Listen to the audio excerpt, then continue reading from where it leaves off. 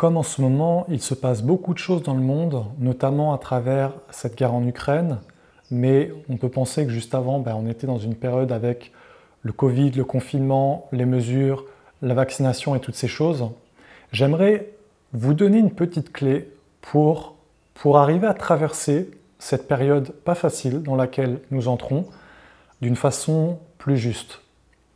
En fait, il faut comprendre que il y a un monde qui veut qu'on concentre notre attention sur lui. Par exemple, en ce moment, c'est la guerre en Ukraine. Il y a un monde qui veut qu'on concentre notre attention sur la guerre en Ukraine. Je suis allé voir un petit peu sur YouTube et j'ai vu certaines vidéos donc, de la guerre en Ukraine.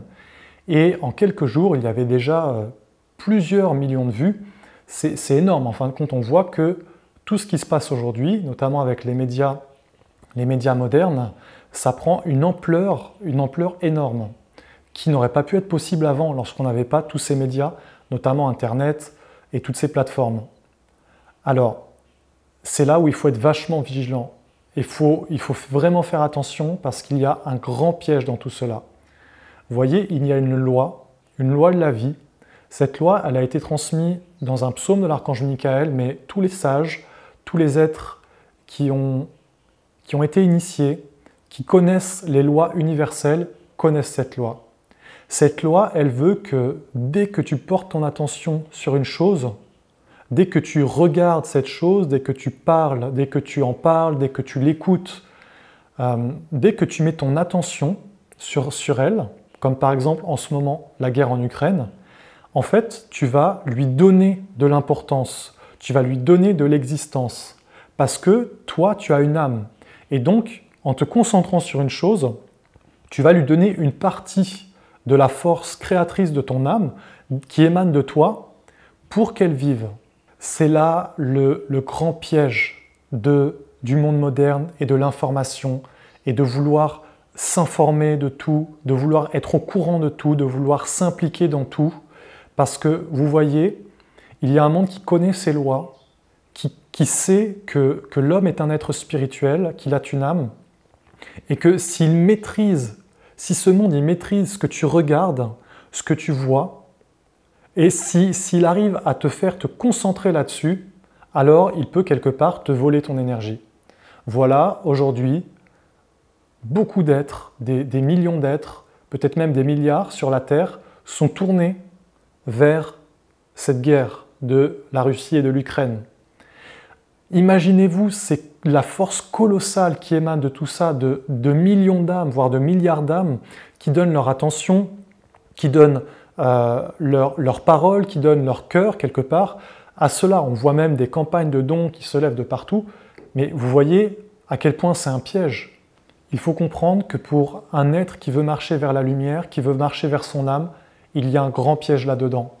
Et que si tu veux aller vers la paix, si tu veux aller vers un monde de sagesse, de lumière et d'intelligence, tu dois avoir le discernement de te nourrir au minimum de tout cela, de ne pas t'impliquer dans tout cela, mais vraiment de travailler pour la lumière à l'intérieur de toi et dans ta vie.